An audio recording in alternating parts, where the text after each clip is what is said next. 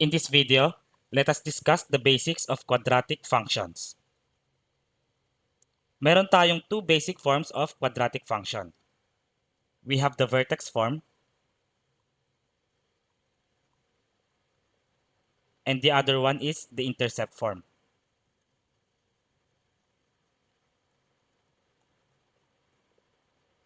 I-discuss natin isa-isa. Unahin natin si vertex form.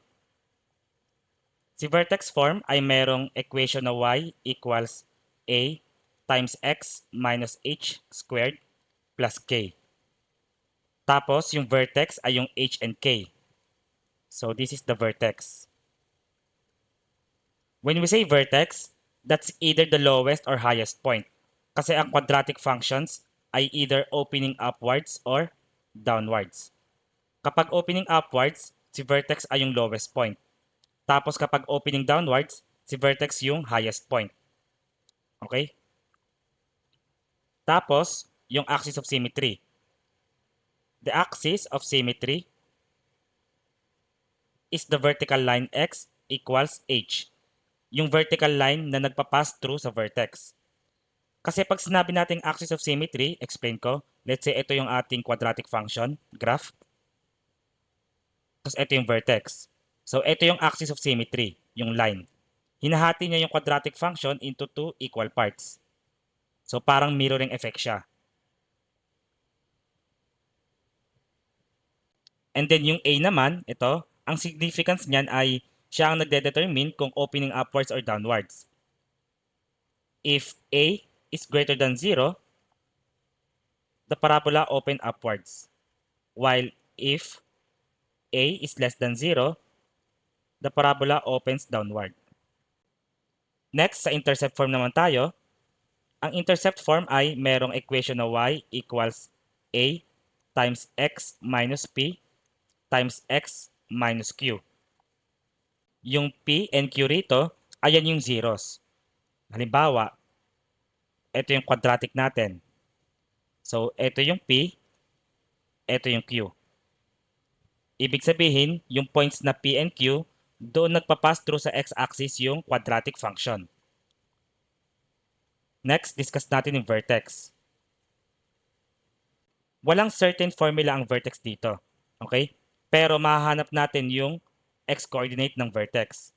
The x-coordinate of the vertex is the average of the intercepts, p plus q over 2. Ngayon, the question is, ano yung y-coordinate ng vertex? Well, kapag nasolve mo na yung x-coordinate ng vertex, isubstitute mo lang dito, and then solve for y. That's it. Tapos, yung axis of symmetry. Sabi natin, ang axis of symmetry ay yun yung vertical line na nagpa-pass through the vertex. Dahil ito ang x-coordinate ni vertex, well, ayan din yung axis of symmetry. Tapos, same thing, if a is greater than 0, the parabola opens up, while if a is less than 0, the parabola opens down. Now, I think we're ready to graph some quadratic functions. Allow me to erase the board.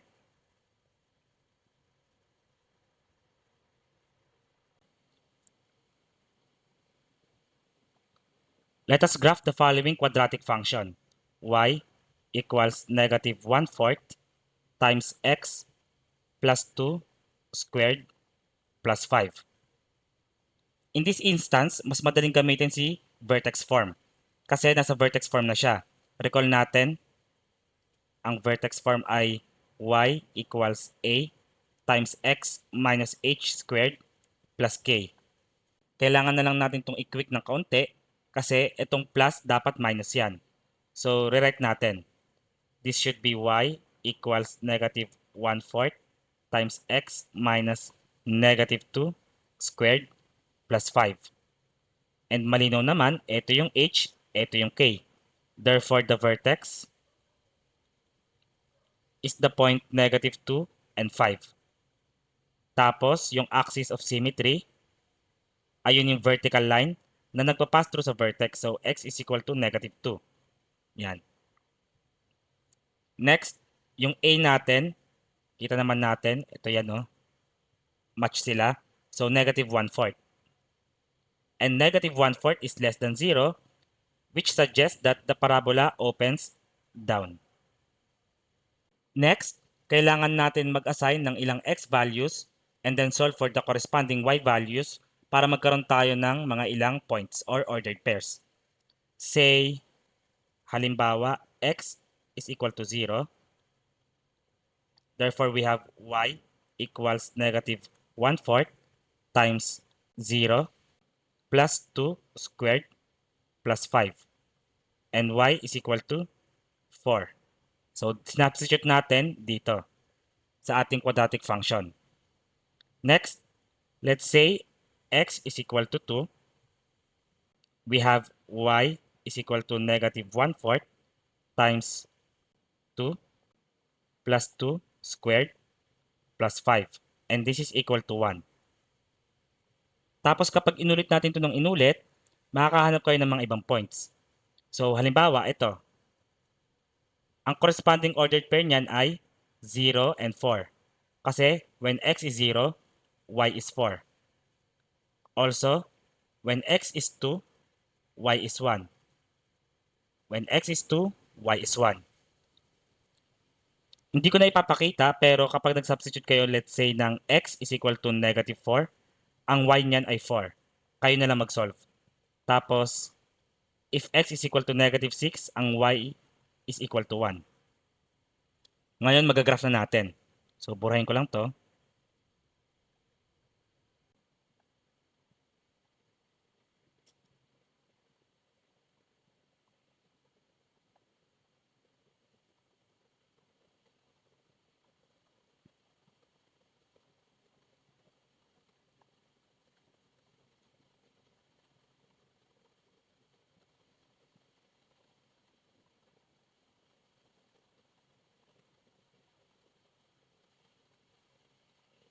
Now, let us plot the vertex point, which is negative 2 and 5. So, negative 2 and 5, dito yan. Let's say ito yung 5. Negative 2 and 5 is right here. So, this is the vertex point. And then, i-plot natin itong apat na ordered pairs. So, 0 and 4 is right here. And then, 2 and 1, let's say this is 1, this is 2. 2 and 1 is right here. And then, negative 4 and 4, about right here. And then, negative 6 and 1, right here. Next, i-draw natin yung axis of symmetry, which is x is equal to negative 2. Ito yan. So, assume nyo na lang vertical line yan. And finally, i-draw natin yung ating parabola. Connect natin yung mga points.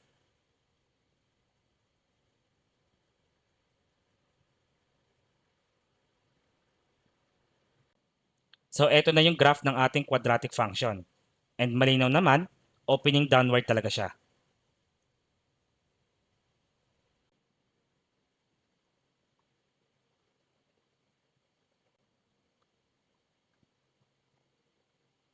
Let's say graph the quadratic function y equals x plus 2 squared minus 3.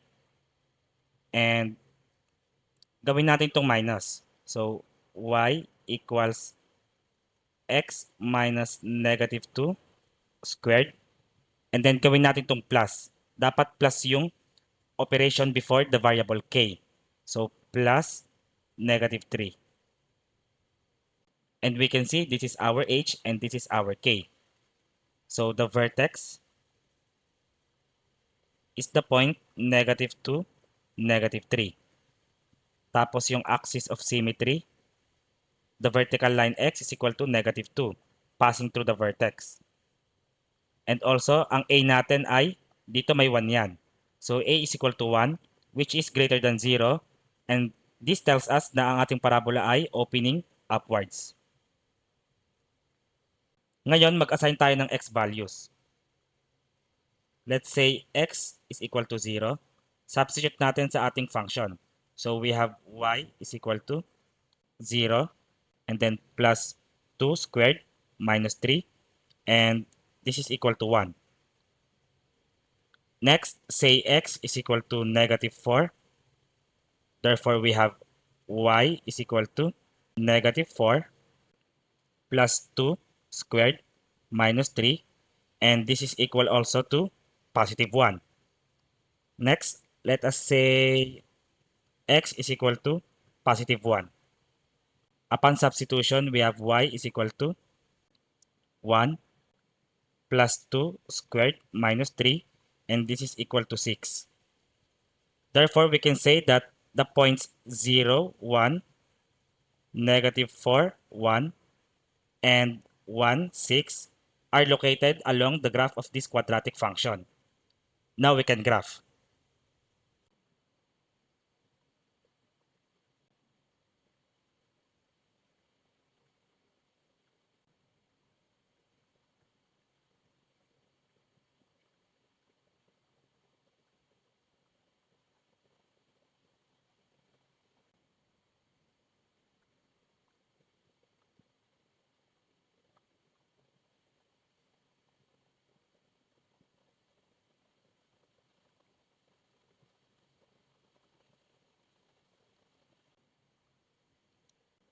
First, let us plot the vertex point negative 2, negative 3.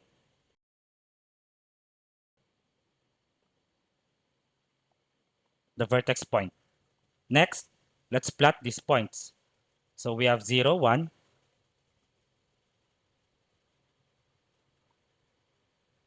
We have negative 4, 1.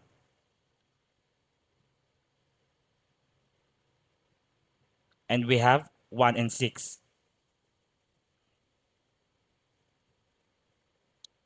Next, let us draw the axis of symmetry. X is equal to negative 2. So the vertical line passing through negative 2. And lastly, let us connect the dots by drawing a smooth parabolic curve.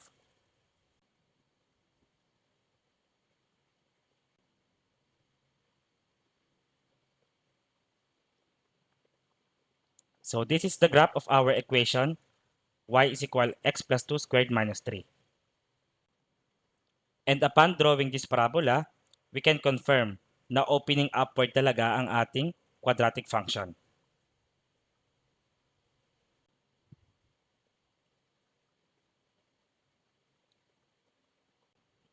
This time, itry naman natin yung intercept form. Graph y equals 2 times x plus 3 times x minus 1. So, kita naman natin, applicable yung intercept form.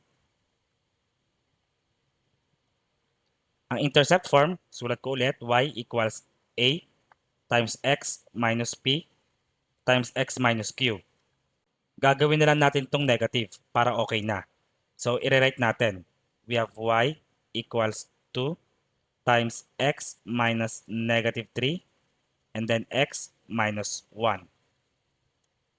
Right here, ito ang ating p at ito ang ating q. Sulat natin, p is equal to negative 3 and q is equal to 1. Ito yung ating mga zeros. Sulat ko dito, zeros. Tapos ang x-coordinate ni vertex ay p plus q over 2. Substitute natin yung values ng p and q. Negative 3 plus 1 over 2. Negative 3 plus 1 is negative 2. And negative 2 over 2 is negative 1. So x is equal to negative 1. Ngayon, hanapin natin yung y-coordinate ng vertex. I-substitute natin to dito. Therefore, we have y equals 2 times x. Ang x natin ay negative 1. And then, proceed tayo, plus 3 times x. Ang x nga natin ay negative 1. And then, minus 1. Tapos, solve natin. Y is equal to 2. Negative 1 plus 3, that's positive 2. And negative 1 minus 1 is negative 2. Therefore, y is equal to negative 8. Kapag ang x is equal to 1, rather negative 1, y is equal to negative 8. Ayan yung ating vertex point. So we can say that the vertex is negative 1, negative 8. And of course, ang axis of symmetry, yung vertical line passing through the x-coordinate of the vertex. x is equal to -1. So this is the axis of symmetry. I think we're ready to graph.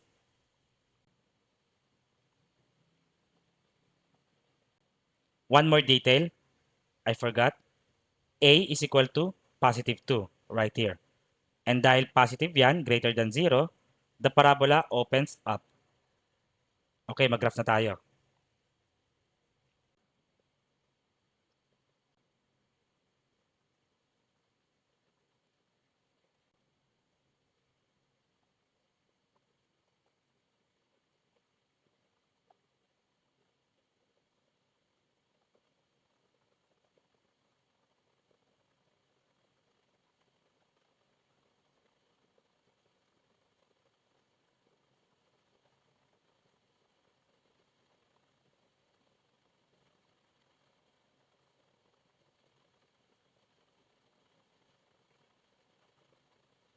First, i-plot natin ang ating vertex. -1, -8. So dito yon.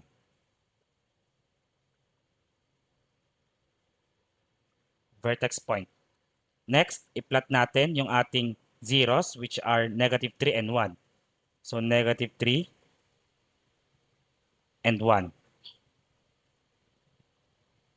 And that's it. We can draw our parabola.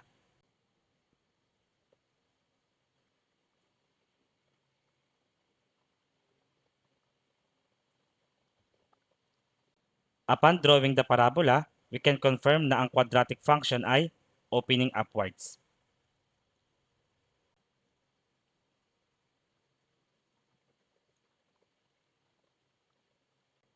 Next, let us discuss FOIL method.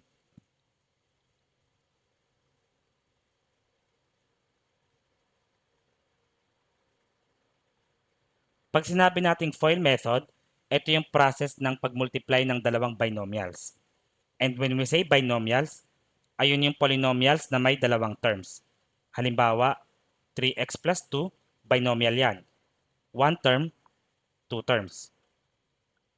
Another example, let's say meron tayong 5x plus 6y, binomial ulit yan kasi first and second term.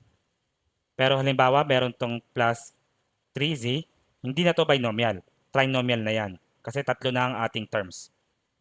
Okay, ang FOIL method, pang-multiply ng dalawang binomials. Halimbawa, meron tayong x plus 4 times x plus 7. Paano natin yan i-multiply? Gagamitin natin yung FOIL method. May meaning yan. F stands for first, O stands for outer, I is inner, and L is last. Yan ang tamang pattern from F to L. So try natin. First, ang ibig sabihin niyan, mumultiply natin yung mga first terms ng binomials. So x times x, yan. X times x is x squared. And then outer, ibig sabihin, i-multiply natin yung mga nasa labas. Itong x at saka itong 7. So let us multiply x times 7, that is 7x. And then inner, multiply natin yung mga nasa loob. 4 times x, that is positive 4x. And then last, multiply natin yung dalawang second terms or yung last terms. So we have 4 times 7, that is 28. And as we can notice, itong 7x plus 4x, like terms yan. So mapagko-combine natin yan. X squared plus, ipag-plus na lang natin yung coefficients. 7 plus 4, that's 11. X plus 28. So ito na yung equivalent. Try pa natin isa pa. Let's say meron tayong x minus 3 times 2x plus 1. First, multiply natin x times 2x. So we have 2x squared.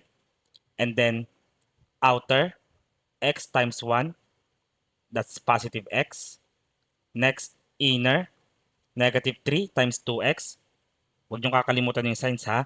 Negative 3 yan. Negative 3 times 2x, that's minus 6x or negative 6x. And last, negative 3 times 1, that is negative 3. Same thing, mako-combine natin tong like terms. Therefore, we have 2x squared, and then ito ay may 1. So 1 minus 6, that's negative 5. So minus 5x, and then minus 3.